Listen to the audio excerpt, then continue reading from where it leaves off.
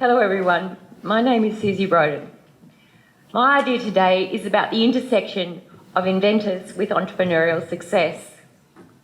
If you are an investor, entrepreneur, or even an inventor, you need to thoroughly understand the inventor in front of you so that you can harness their brilliance to create business success. For over 30 years, I've been exploring what makes successful businesses, particularly startups. And my focus has been strongly on how people work, because it is people who do most of the knowledge work. People invent, lead, follow, make decisions, influence, recruit, give feedback, etc. in their work. It is how people perform those tasks that can really make a difference. I've found that one of the most important factors in creating business startups, successful business startups, is the makeup of the team. And within that team, how the inventor behaves. By the way, today I'm including such people as programmers, engineers, researchers and scientists as inventors. Have you ever imagined yourself as a successful entrepreneur? In my younger days, I had plans to be just that. I want to share with you my experience and my team's experience so that any budding entrepreneurs out there can have a better chance of success. Our first venture was in property, and it went brilliantly. We had a great team that really knew property and business well. Our second venture was something completely different. We invested in a product called perma-snow. It is artificial snow. And artificial snow has a similar texture to snow. It feels like skiing on real snow. Previously, artificial snow was just ice sprayed onto the ski fields. Very slippery, not great for skiing. Also, perma-snow melted at a much higher temperature than real snow. So, can you imagine the market potential of perma-snow for ski slopes around the world? Guaranteeing snow, extending the snow season, plus indoor ski centres, as well as new outdoor slopes where previously it was too warm to sustain snow. The inventor joined our team, and naively, we gave him and his family a controlling share of the business, even though none of them had had any success in business before. Even so, things started well. We did market research, developed strategic and marketing plans, and we developed brilliant contacts around the world, customers, suppliers, and investors, all looking good. Then suddenly, the inventor decided he wanted to take control. He thought he knew best. Well, that was the end of us taking perma-snow to market. The great contacts we'd made around the world said no thank you to the new management. We couldn't execute our plans. We couldn't make it work. Business failure. We sold the IP or the patent to another company, and they successfully commercialised perma-snow. You may have even skied on indoor or outdoor ski slopes around the world that are covered in perma-snow. So what? Our frustrating experience got me thinking about how we allowed one person, the inventor in this case, waste such a brilliant opportunity, and how we could have done it better. I found that there were countless startups that didn't get off the ground because of the inventor's behaviour. There's even a term for this now, inventor syndrome. It's not true of all inventors, but it is common enough. How is it that inventors with such brilliant ideas cannot become successful entrepreneurs? I'd like to explore with you how inventors like to behave. If you understand their preferred behaviour, you'll be able to lead them better, you'll be able to make better investment decisions, and if you are an inventor, you'll be able to choose the appropriate behaviour for the situation. Ultimately, you can help ensure both short and long-term business success. Firstly, let's look at why inventors are such good inventors. Inventors are brilliant, geniuses even. Think Sheldon from the Big Bang Theory. There is a high percentage of inventors in places such as Silicon Valley, MIT, Google, and Apple, where they use their creativity and reasoning skills to experiment and innovate. Usually, they've attained really high grades in STEM or STEAM subjects in school and university. So they're brilliant. I'll give you 5 more characteristics of inventors that make them great inventors.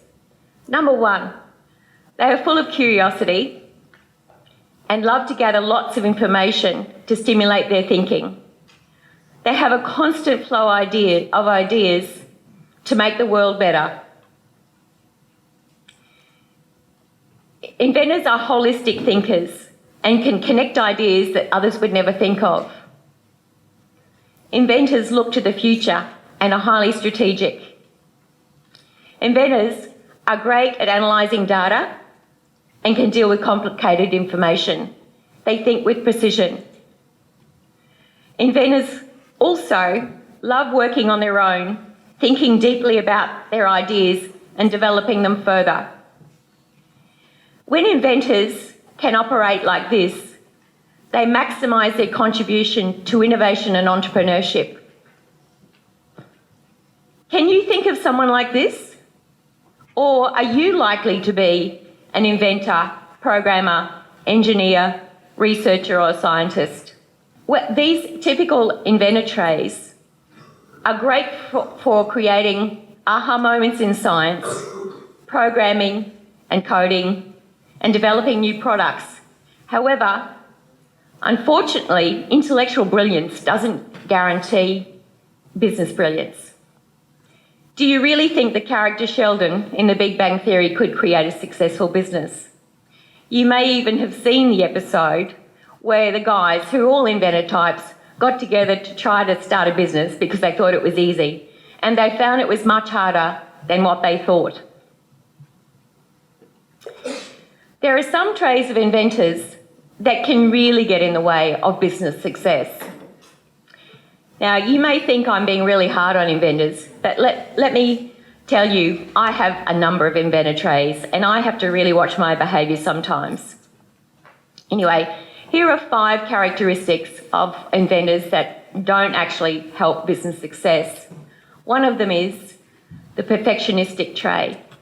Inventors often have really high expectations of themselves and have a great fear of failure, and I'm really feeling that today. Recently, I worked with a couple of inventors who developed an interactive online marketing research tool. They've managed to secure some good funding, which says it's a good idea, and they've also invested huge amounts of their own personal funds. The product at this stage is now way beyond the minimal viable product stage. In other words, it should have been taken to market a long time ago. But they keep trying to create the product more perfectly and adding more features.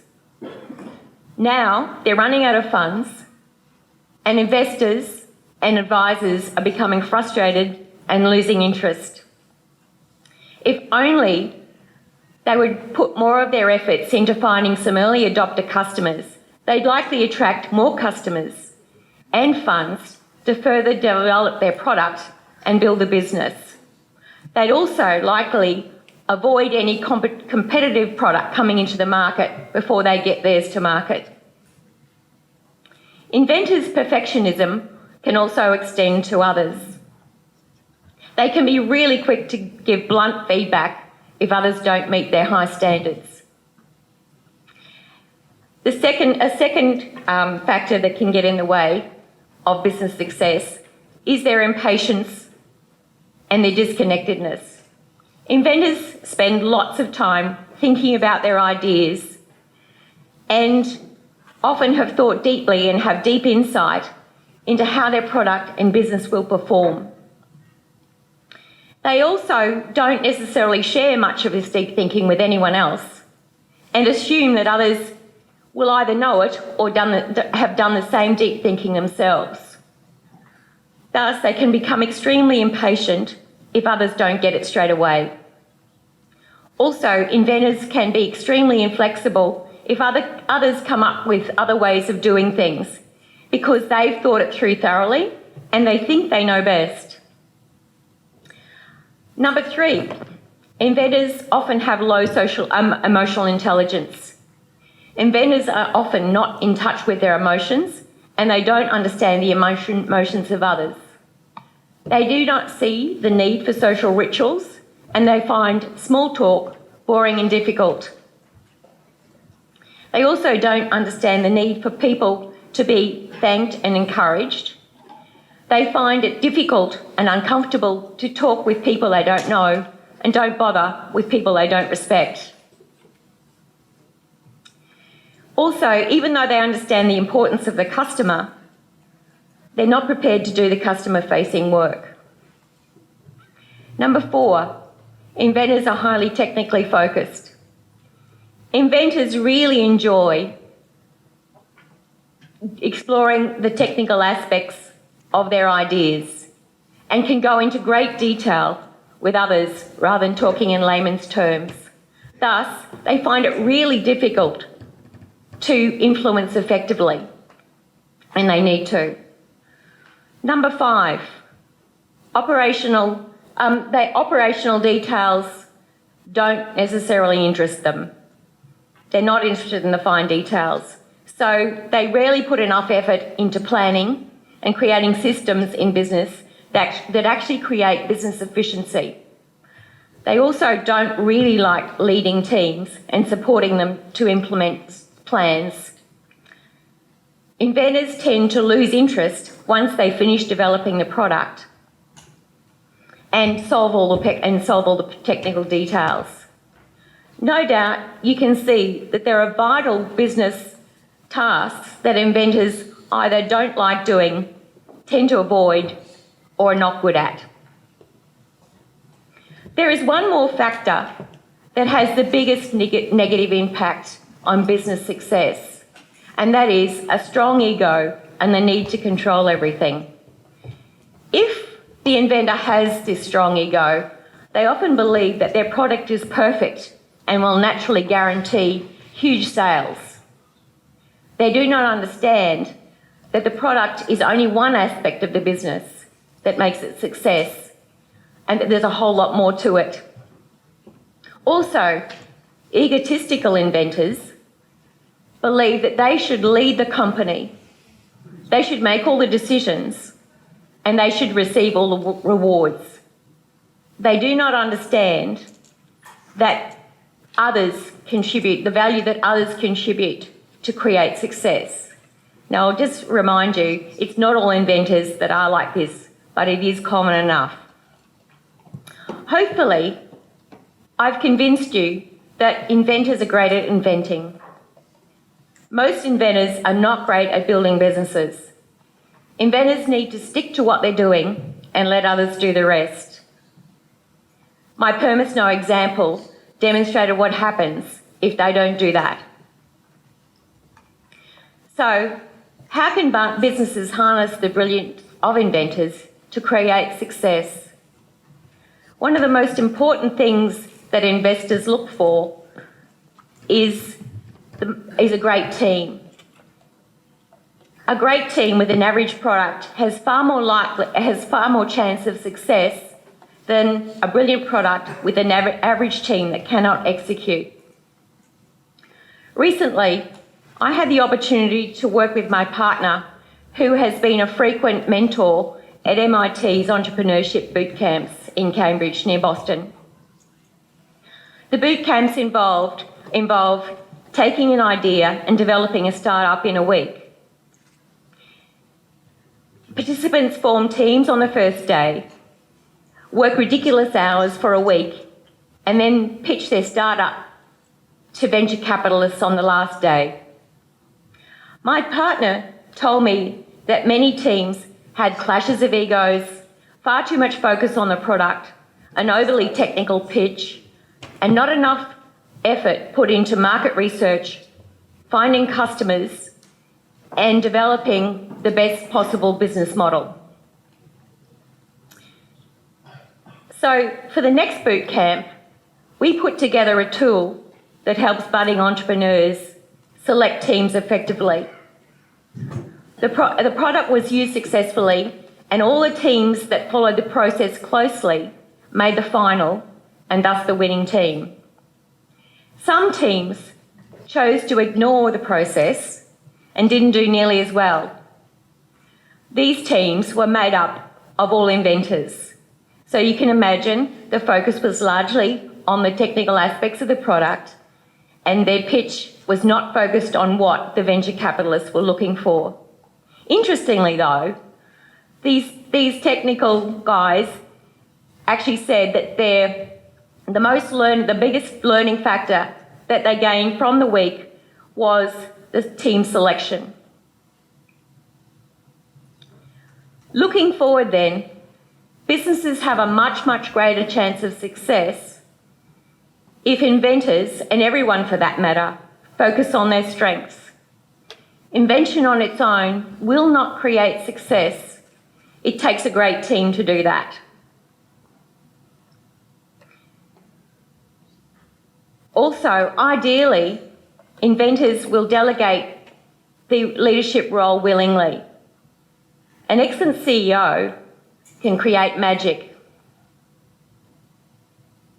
So, business is really hard. So why do we bother with putting so much effort into making more startups successful? Well, can you imagine how much we could improve our economy? Can you imagine how we could invest in some of the things that Scott mentioned? Can you imagine how more people could have jobs? Can you imagine how much hope we could create, the increased living standards, and the social good that we could do around the world? So it is worth the effort. So if you think you might be a Steve Jobs in the future and you have an idea, hopefully you'll focus on the things that you're really good at and value what other people will contribute. Also, if you're an investor, you will look for a balanced team. And if the inventor has a really strong ego, it probably is better if you choose to walk away and look for the next best opportunity. Thank you for listening.